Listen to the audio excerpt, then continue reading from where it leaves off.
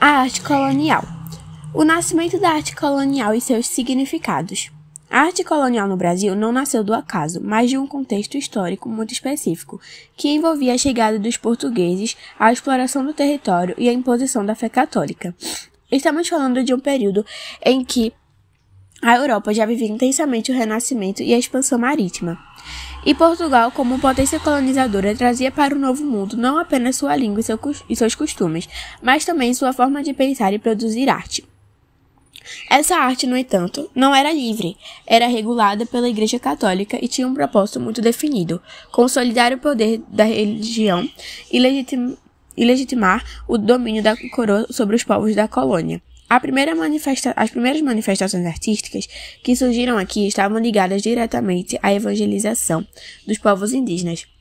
Os missionários jesuítas utilizavam imagens, esculturas, pinturas e até peças teatrais para ensinar o catecismo e transmitir os valores do cristianismo.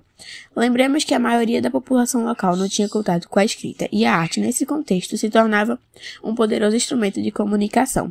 Cada cruz erguida, cada imagem de santo entalhada em madeira, cada capela improvisada tinha uma função muito clara: introduzir um novo universo simbólico e, ao mesmo tempo, apagar ou enfraquecer os sistemas de crenças nativos. Com o passar do tempo, essa arte foi se expandindo para além do espaço religioso, mais imediato, e ganhou caráter monumental. Igrejas começaram a ser construídas em vilas e cidades financiadas por ordens religiosas, e também por irmandades locais. A arquitetura seguia modelos europeus, mas adaptava-se aos materiais disponíveis e às mãos que a produziam. Muitas vezes, indígenas e africanos escravizados eram os responsáveis pela execução das obras, trazendo consigo técnicas próprias que, misturadas às tradições portuguesas, criaram uma arte híbrida, diferente de tudo que existia em Portugal. Essa fusão deu origem ao que chamamos de arte colonial brasileira. Portanto, é possível analisar esse período sem reconhecer que a arte foi uma ferramenta de poder, mas também de domestiçagem cultural. Ela nasceu com imposição, mas ao mesmo tempo carregou marcas das culturas locais e dos povos escravizados, resultando em algo que, apesar de sua origem colonial, se tornaria uma das expressões mais autênticas da nossa formação histórica. O apogeu do Barroco e o espetáculo das igrejas. Quando pensamos em arte colonial, logo nos vem à mente as igrejas barrocas. E não é por acaso. Elas são até hoje os maiores símbolos do período. O Barroco chegou ao Brasil através da influência europeia, especialmente de Portugal, que já o adotava como estilo oficial ligado à Contra-Reforma. A Igreja Católica, ameaçada pelo avanço do protestantismo na Europa, apostou na arte barroca como forma de conquistar os fiéis pelo impacto emocional. E essa estética de exuberância, movimento e dramatização encontrou no Brasil um terreno fértil. O barroco brasileiro se destacou especialmente em Minas Gerais, região enriquecida pela exploração do ouro e dos diamantes no século XVIII. Ali, cidades como Ouro Preto, Mariana, Congonhas e Sabará se transformaram em verdadeiros centros artísticos. As igrejas erguidas nesses lugares eram monumentais não apenas em sua arquitetura, mas principalmente em sua ornamentação. Entrar em uma igreja barroca significava mergulhar em um universo de cores, brilhos e sensações. O ouro cobria os altares, refletindo a riqueza da região, enquanto esculturas de santos em poses dramáticas e expressões intensas transmitiam a emoção da fé. Mas o barroco não se limitava no interior das igrejas. As fachadas também se destacavam, com curvas, colunas retorcidas e portais imponentes, que davam a sensação de movimento. O espaço arquitetônico era pensado para provocar impacto. Quem entrava em um templo barroco deveria se sentir pequeno diante da grandiosidade divina. Tudo era planejado para ser mais do que estético. Era pedagógico e espiritual. Vale destacar também o papel das irmandades religiosas, associações de fiéis que reuniam pessoas de diferentes camadas sociais, brancos, mestiços, negros escravizados ou libertos. Essas irmandades construíam suas próprias igrejas e competiam entre si na busca por beleza e ostentação. Dessa forma, a arte barroca se espalhou e ganhou diferentes nuances, refletindo tanto a devoção quanto as tensões sociais da colônia. O barroco brasileiro, portanto, não foi uma simples cópia do europeu, foi uma adaptação marcada pela riqueza mineral do território, pela diversidade da população e pelas disputas de prestígio social. Aleijadinho Mestre Ataide e a identidade artística brasileira. É impossível falar da arte colonial sem mencionar os artistas que marcaram épocas e ajudaram a moldar uma identidade estética brasileira. Entre eles, 2 nomes brilham com destaque: Aleijadinho e Mestre Ataide. Aleijadinho, nascido Antônio Francisco Lisboa, foi escultor, arquiteto e entalhador em Minas Gerais. Filho de um português e de uma mulher africana escravizada, ele representa em si mesmo a mestiçagem que caracteriza a cultura colonial. Mesmo enfrentando doenças que deformaram seu corpo e imitaram seus movimentos, Aleijadinho produziu algumas das obras mais impressionantes da nossa história. Em Congonhas, suas esculturas dos 12 profetas esculpidas em pedras de sabão transmitem uma força dramática inigualável. Cada profeta é único, com expressões intensas que parecem falar diretamente ao observador. Além disso, as esculturas da Via Sacra de Congonha recriam os últimos momentos da vida de Cristo, com tamanha expressidade que até hoje emocionam quem as contemplam. Já Mestre Ataide, ou Manuel da Costa Ataide, foi o grande pintor no período colonial. Sua obra-prima é Teto da Igreja de São Francisco de Assis, em Ouro Preto, onde retrata a Assunção da Virgem Maria, cercada por anjos. O detalhe mais fascinante está nos rostos desses anjos. Eles apresentam traços destígios morenos muito próximos da fisionomia da população local.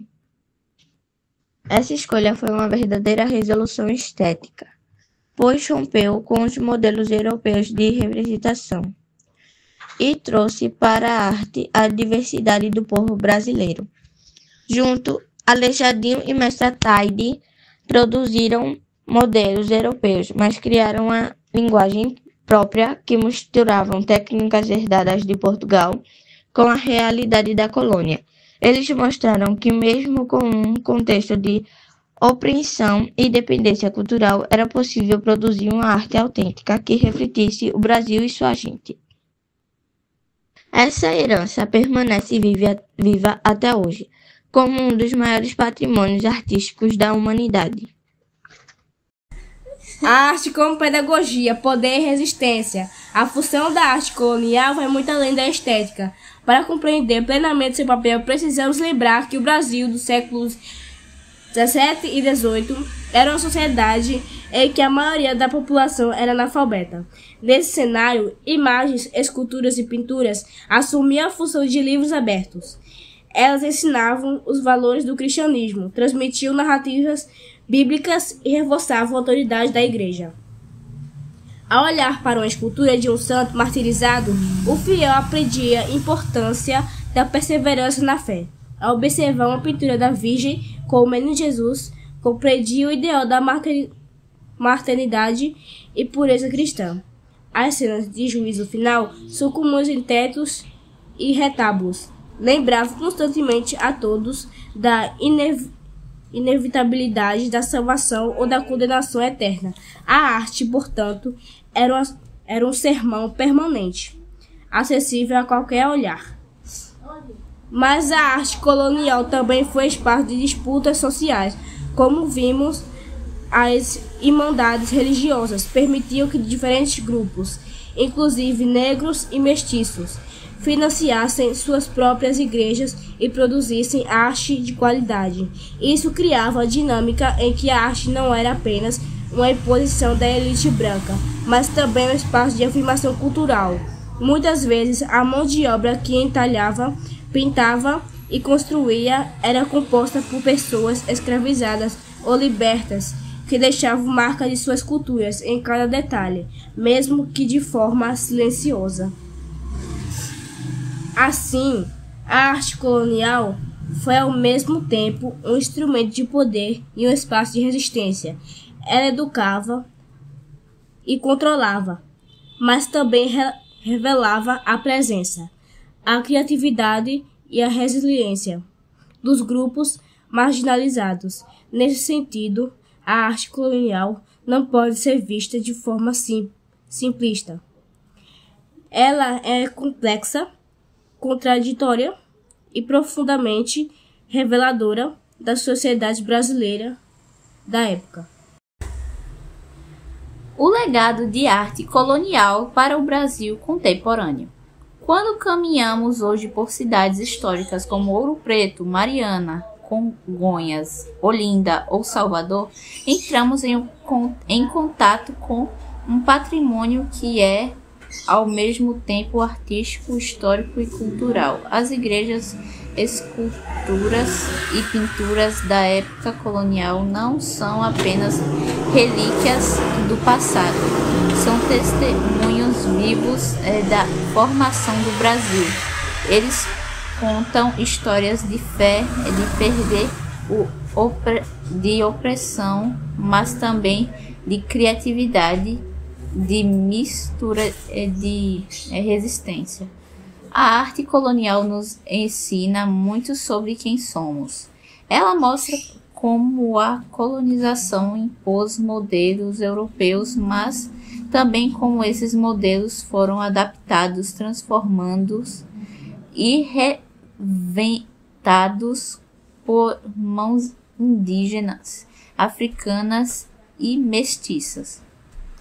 Essa mistura deu origem a uma estética única que não existe em nenhum outro lugar do mundo. Os anjos mestiços de Mestre Ataide,